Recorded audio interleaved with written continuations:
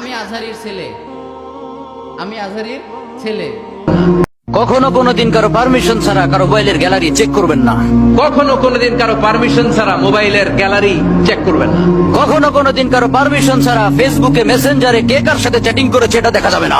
কখনো কারো পারমিশন ছাড়া তার ফেসবুকের মেসেঞ্জারে কে কার সাথে চ্যাটিং করেছে এটা করা যাবে না। কখনো কোনোদিন কারো পারমিশন ছাড়া কারো মেইলের ইনবক্স খুলে দেখা যাবে না। কখনো কারো পারমিশন ছাড়া তার মেইলের ইনবক্স খুলে দেখা যাবে না। কখনো কোনোদিন কারো পারমিশন ছাড়া কারো ব্যক্তিগত চিঠি পড়া যাবে না।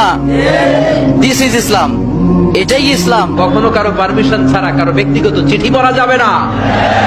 দিস ইজ ইসলাম, এটাই ইসলাম। আমরা ইসলামকে শুধু নামাজ, রোজা, টুপি, দাড়ি, জিকির এগুলোর মধ্যে সীমাবদ্ধ করে ফেলেছি। আমরা ইসলামকে শুধু নামাজ আর রোজা আর জিকির আর এই দাড়ির মধ্যে সীমাবদ্ধ করেছি। প্রত্যেকের একটা প্রাইভেসি আছে না নাই? Everyone has privacy and no one should interfere in his privacy or in her privacy. প্রত্যেকের একটা প্রাইভেসি আছে না নাই?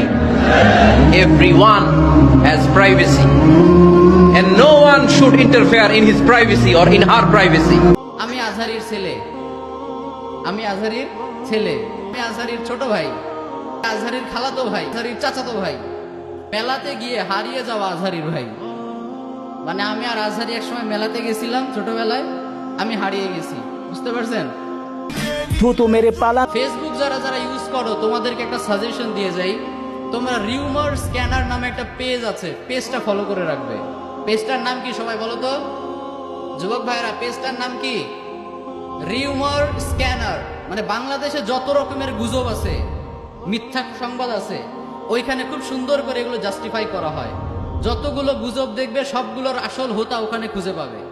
তো এই জন্য এই পেজটা ফলো দিয়ে রাখবে, তোমাকে